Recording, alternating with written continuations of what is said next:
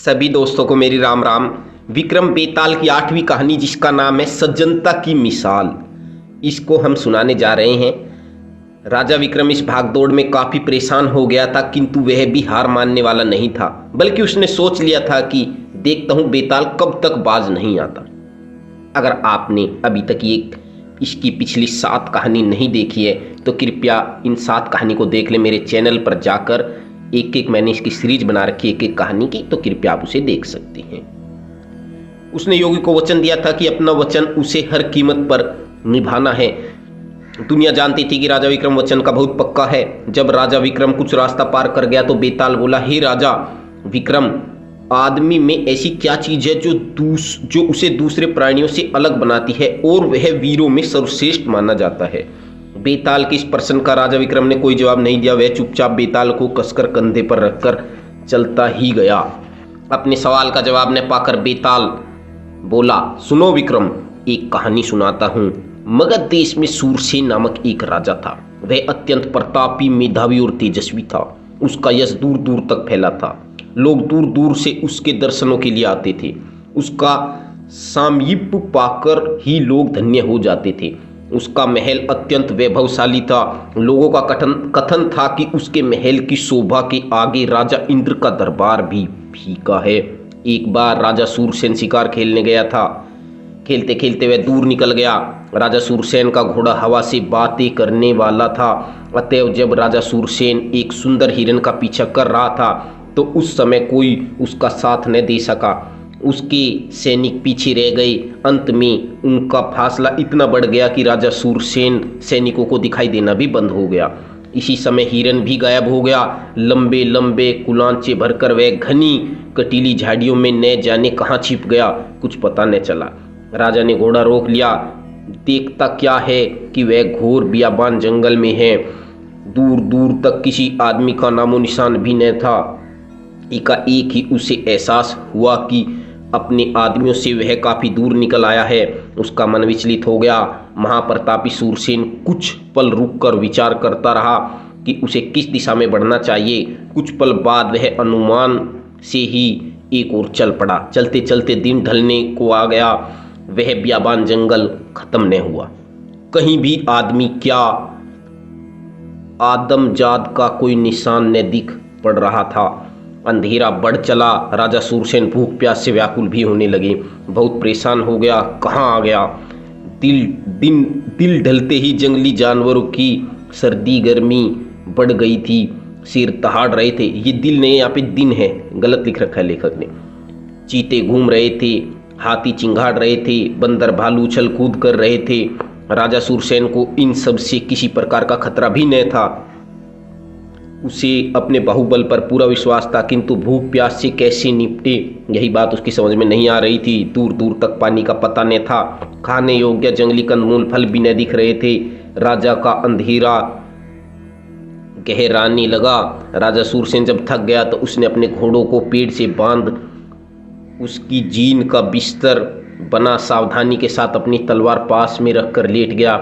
महल में गद्देदार बिस्तर पर सोने वाला राजा साधारण जमीन पर घोड़ों की जीन का बिस्तर बनाकर लेटा था। विधाता का अजब खेल होता है। भूख प्यास के अलावा यह चिंता भी सता रही थी कि वह कहाँ आ गया है, किस देश में है और यह बियाबान जंगल कहाँ जाकर खत्म होगा। वह सो भी तो न सकता था क्योंकि जानवरों का खतरा हर पल था। इस प्रकार उधेड़ बुन में पड़े राजा सूरसेन ने आधी रात काट ली। आधी रात के बाद बियाबान का माहौल और भयानक हो गया। एक शेरनी के कारण 2 शेरों में भयानक युद्ध होने से सारा बियाबान दहाड़ों से थरथरा गया। सोए पंछी पेड़ों पर से फड़फड़ाकर उठे और विचलित से एक ओर भाग गए। जंगल में अफातफरी मच गई। छोटे छोटे जानवर भारी संकट आया देख यत्र तत्र भागने लगे। पेड़ के नीचे तब महाबली सूरसेन उठकर बैठ गया। वह तलवार हाथ में ले यह रोमांचकारी मुठभेड़ देखने लगा। दोनों शेर बलशाली थे और जी जान से एक दूसरे की हत्या करने का प्रयास कर रहे थे। एक दूसरे की हत्या करके ही वह उस शेरनी पर अधिकार जमा सकते थे। शेरनी पास खड़ी गुर्रा गुर्रा कर तमाशा देख रही थी। अचानक शेरनी वहां से भाग निकली। तब दोनों शेर लड़ना छोड़कर उसके पीछे दौड़ गए। वह तीनों जंगल में गायब हो गए। चारों ओर शांति छा गई। अब तो राजा सूरसेन से भूख प्यास बिल्कुल भी बर्दाश्त नहीं हो रही थी, लेकिन वह कर भी क्या सकता था। आधी रात से ज्यादा का समय बीत गया था। राजा सूरसेन बहुत बेचैन होकर सूर्य के उदय होने की प्रतीक्षा कर रहा था। वह भूख प्यास से बेहाल था। इतना प्रतापी और यशस्वी राजा भी उस रात जंगल में भूखा प्यासा था। भाग्य भी क्या खेल दिखाता है। एकाएक सूरसेन चौंक पड़ा।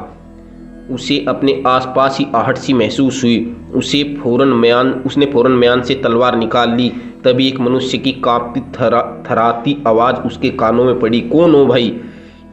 इस बियाबान जंगल में रात के सन्नाटे में मनुष्य का स्वर सुनकर राजा अत्यंत प्रसन्न हुआ। उसने बहुत नम्रता और मिठास से पूछा, पहले तुम बताओ कौन हो तुम?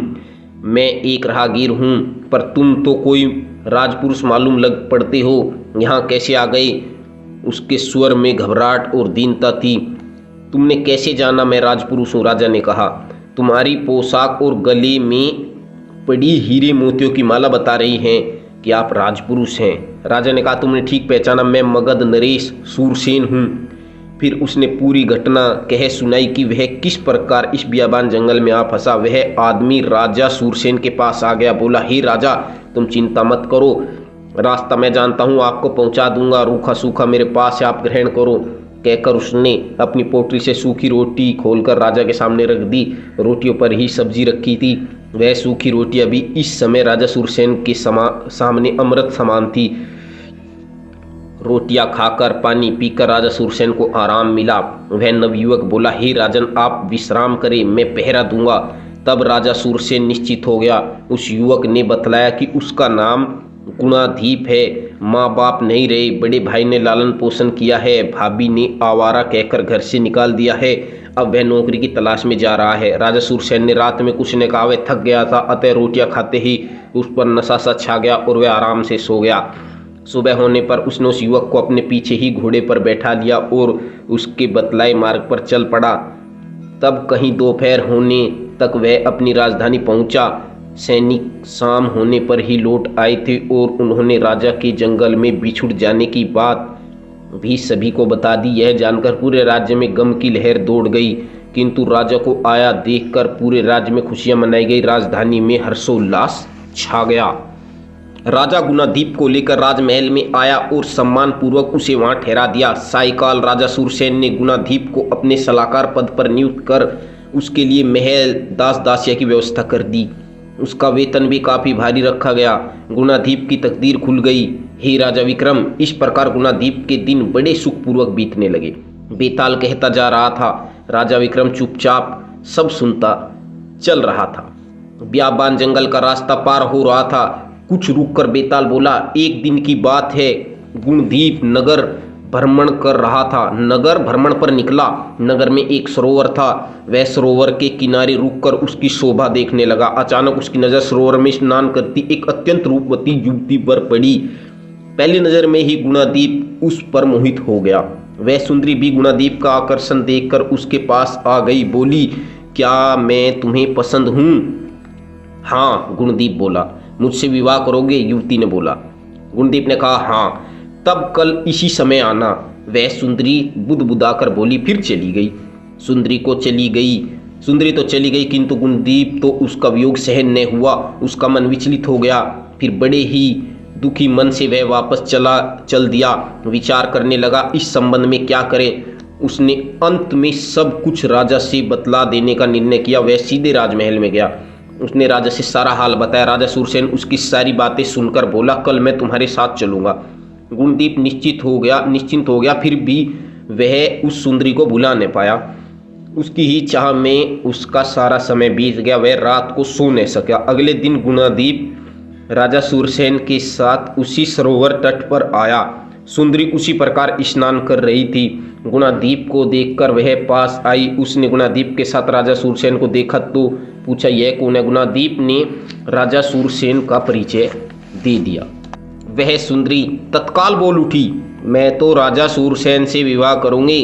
राजा सूरसेन चौंक पड़े। ये फोटो देखिए। गुणादीप को भी बहुत आश्चर्य लगा। वह सुंदरी राजा सूरसेन से अपना प्रेम निवेदन करने लगी। गुणादीप की ओर सूरसेन देखने लगे। कुछ देर बाद गुणादीप बोला, महाराज आप ही इससे विवाह कर लें। अपनी बात कहकर गुणादीप उनसे दूर हो गया। राजा सूरसेन होठ काटने लगे।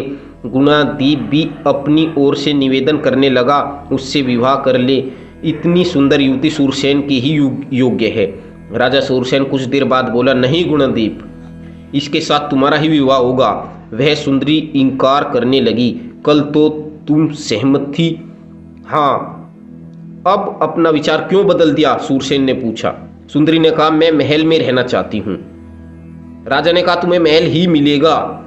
गुणादीप को मैंने एक महल दिया है। वह मान गई। इस प्रकार हे राजा विक्रम, गुणादीप और उस सुंदरी का विवाह हो गया। गुणादीप प्रसन्नतापूर्वक अपना जीवन व्यतीत करने लगा। अब बोलो, इसमें किसकी सज्जनता ज्यादा है, गुणादीप की, राजा की, या गुणादीप ने राजा का विवाह उस युवती से करने की इच्छा खुशी खुशी प्रकट की, या फिर राजा का जो स्वयं उस सुंदरी पर मोहित था किंतु फिर भी उसने उसे नहीं अपनाया। बताओ विक्रम, तुम एक न्यायप्रिय राजा हो, इसका न्याय करो। विक्रम बेताल का सवाल सुनकर चुप ही रह गया। बोलो ना राजा विक्रम, बड़े न्याय करने वाले हो। तब राजा विक्रम ने कहा, तुमने एक सवाल पूछा था कि आदमियों में ऐसी क्या चीज है जो उसको और प्राणियों से अलग कर श्रेष्ठ बनाती है, पूछा था राजा विक्रम। यह उसी सवाल का जवाब है, विक्रम ने कहा। जो शेर एक शेरनी के लिए जंगल में खून खराबा कर रहे थे। हाँ, मैंने बताया है, बेताल बोला। बस यही पर आदमी जानवरों अन्य प्राणियों से श्रेष्ठ है। विक्रम ने कहा, इसका कारण है उसकी सज्जनता। आदमी की सज्जनता ही उसे श्रेष्ठ बनाए हुए है। बेताल बोला, तुम ठीक कहते हो राजा विक्रम। और वह अल्पक अट्टहास करता राजा विक्रम के कंधे पर से उतरकर भाग गया। राजा विक्रम चौंक पड़ा। हालांकि उसने उसे बड़ी मजबूती से पकड़ा हुआ था, मगर फिर भी वह भाग गया और वह बेताल के पीछे दौड़ा। अब वह ठीक से भाग भी न पाया कि राजा विक्रम ने उसे पकड़कर दबोच लिया और अपने कंधे पर रखकर चल दिया। वह शीघ्र शमशान पहुंच जाना चाहता था। बेताल बोला, बड़ी जल्दी कर रहे हो राजा विक्रम, तुम बहुत परेशान कर रहे हो बेताल, तुम व्यर्थ ही चिंतित हो रहे हो विक्रम। मैं तुम्हें इसलिए तो यह कहानियां सुना रहा हूं कि तुम्हें थकावट महसूस हो और मजे मजे में रास्ता भी कट जाए। आखिर थकावट महसूस न हो और मजे मजे में रास्ता भी कट जाए। आखिर तुम मेरा विश्वास क्यों नहीं करते? विश्वास करो राजा विक्रम, तुम समय पर उस साधु के पास पहुंच जाओगे। वह घड़ी तो आने दो। रात्रि के 2 पहर बीत गए हैं। तीसरे पहर की समाप्ति से पहले पहुंचना है। पहुंच जाओगे। रास्ता लंबा है, कहानी सुनो। बेताल बोला, रास्ता कट जाएगा। विक्रम कुछ न बोला। बेताल बोला, सुनो राजा विक्रम, अवंतीपुर में एक तपस्वी मुनि थे। शंखधर नाम था उनका। अपने आश्रम में एक परम सुंदरी को देखकर वह उस पर मुग्ध हो गए। उनका मन डोल गया। युवती साक्षात अप्सरा थी। वह मुनि को देखकर मुस्कुरा पड़ी। उसने कटाक्ष भी किया। मुनि डोल गए, पर यकायक उनको अपनी तपस्या का ध्यान आया। वह क्रोध में भर गए। तब उन्होंने अपनी तपस्या को भंग करने वाली उस अप्सरा को श्राप दिया। क्या श्राप दिया? तू बुढ़िया हो जा। वह अप्सरा वृद्धा हो गई। अपनी हालत पर वह विलाप करते हुए बोली, मुनिवर, आपने यह कैसा श्राप दिया? मेरा क्या अपराध है? तू मेरी तपस्या भंग करने आई थी तो अपने चित्त पर अपना नियंत्रण रखना था।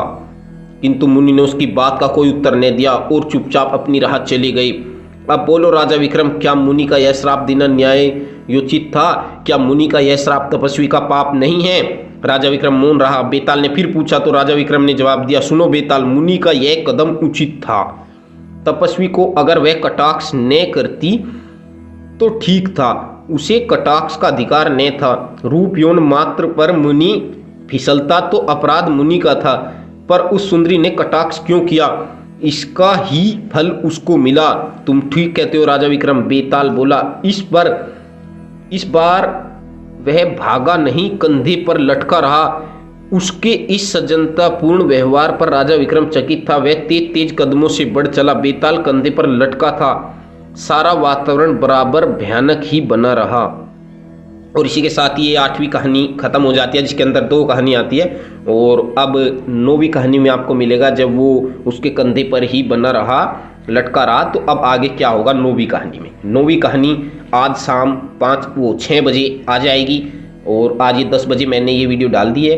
और रोज़ाना हम ऐसा ही करेंगे, कोशिश करेंगे कि सुबह 10 बजे और शाम को 6 बजे वीडियो आए। धन्यवाद।